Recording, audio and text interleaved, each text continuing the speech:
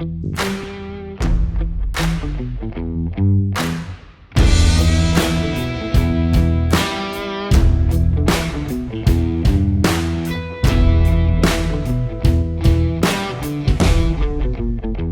everybody, Josh and David here for Whiskey Wednesday for Argonaut Wine and Liquor.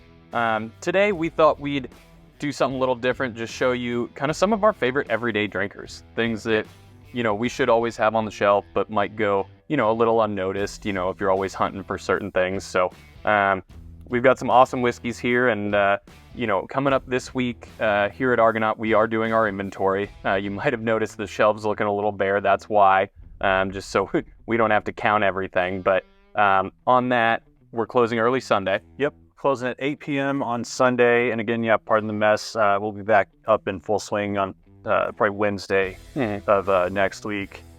And 8 o'clock, and we're back to normal hours on Monday. Mm-hmm. So, and because of that, we might be getting rid of a few things that have been sitting in the lockup room this weekend. So keep an eye on the app, and wink. Yeah, keep an eye on the app, and there may be some opportunities there. But with these, like we said, everyday drinkers, things we should have, almost all the time. And first one we've got in the glass is this guy, Overbrook. Yeah, so this is a high corn mash bill, 78%. So with that, you're going to get a little bit more sweetness up front. It's definitely, something that would go great in cocktails, having people over, not want to bust out the expensive stuff. It's 4 years old. So it's something you could drink on the rocks. Yeah, absolutely. I like the nose. It's got a little bit of like a green apple tinge, but you definitely get that corn kind of sweetness right up front. Really light, easy to drink, and mix it with something and don't feel bad, or just like I said, throw it on the rocks and you're not breaking the bank, because we all can't drink really expensive bourbon, or at least most of us can't drink really expensive bourbon every day. Yeah. But yeah, let's. Well, and this is one, honestly. I just had an idea for this. If you have any of those like kind of infinity barrels at home, the little mini aging barrels. Yeah, like you have those. Yeah, I have one at home, and it'd be awesome to fill it up with something like this, super cheap, and give it a month, 6 weeks, try it again. Something like that'll taste, years and years older. So you can always do something like that with some of these guys. But yeah, like we said, great cocktail whiskey, great party whiskey. Having friends over, that type of deal. And we do have it in 175s as well. And I'm pretty sure, I can't remember if I had this one before, but I actually really like it. Mm-hmm. This could be a replacement. I like Beam or, Buffalo Trace, but, And especially at the price. I mean, not $17.99. Yeah, on sale for $17.99. So fantastic whiskey, great price, always should be available. Definitely worth trying. Next up is Maker's 46. So this is something, if you guys have heard us talk about the Private Select program, the Maker's 46 stave is kind of the first stave they developed in that program. So when you go down to Kentucky to make a Private Select barrel, there are 5 options you can choose from. One of them is 46, and this is what it would taste like if you did 9 staves of straight 46. Okay, yeah, and then what is the French oaked on there? So they use different types of oak. They cut the oak different ways to make the staves give the whiskeys different flavors. So this stave, I believe, is cut from French oak. And also, I remember from being down at this distillery, when you look at it, it's like cut wavy.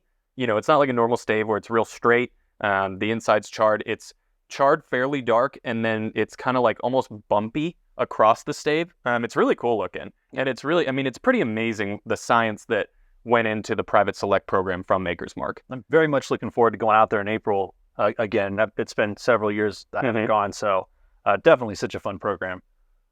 And on the nose, I get, definitely some like baking spice that you would kind of affiliate with the French oak.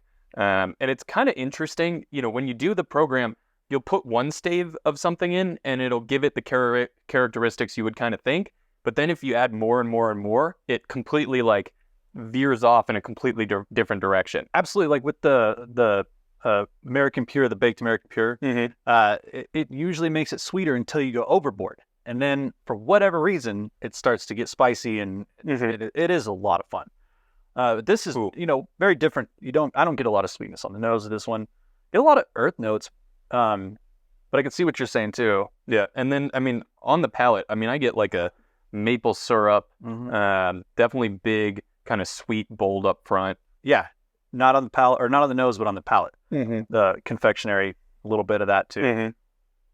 Very good though. Great everyday drinker. Yeah, Always available. right. Something that's always on the shelf. Definitely, if you haven't tried it, worth picking up. And then last but certainly not least, we have the Heaven Hill 7-year. So this is one that started off allocated. It was super hard to get a hold of. Mm-hmm. I think it won some awards early. I mean, there was a lot going on around this one.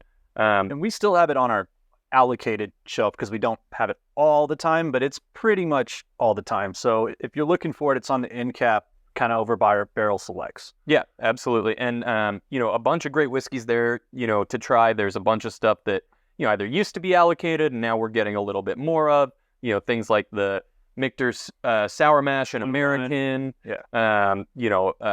McKenna 10-year generally will be on there. Sazerac Rye, when we have it, will be on there. The Baby Saz, obviously not the 18-year. But if you haven't checked that out, a great place to find some, new options, things you thought, oh, I didn't realize, this could be an everyday deal, and it is. Get some floral notes on this one, on the nose. Definitely on the sweeter side too, almost like dessert bourbon. Yeah. I was just to base it on the nose. From the nose for sure. Hey. That's fantastic. Yeah, the depth of flavor there is just awesome. The sweetness doesn't come through on the palate. That's just a classic bourbon. Yeah. Absolutely. Everything you would just associate with a classic bourbon, that's what this is. Got a little tinge of like some Elijah Craig picks can get a little tinge of that like peanutty note. And I get a little bit of that here on the back end. But, again, not overpowering, not overly funky, just a classic drinking bourbon. I mean, this is, I always have occasions for my whiskey, right? And this is whenever I'm playing poker with friends, for whatever reason, this is the whiskey I bring over. Probably because the first time I did, I actually won money, which doesn't happen very often. So maybe it's a good luck charm for me, but that's my occasion for the Heaven Hill 7-year. Yeah. Well, what else we got going on, Josh? Yeah, as always, guys, you guys know we're doing our monthly lottery, so that is going to be for the opportunity to purchase this bottle of Old Forester birthday bourbon. So, as always, one entry, no purchase necessary, one entry per Argonaut barrel pick you buy, and if you buy any of these 3, you can also throw in an extra entry for that. The entry box for that is on the wine desk in the center of the store. And if you're a new customer, make sure to grab your receipt from the cashier. If you buy all 3, get 3 receipts and throw in 3 entries. So yep. Yeah. Well, thanks for watching today, and yeah, come on down, give them a shot. Cheers.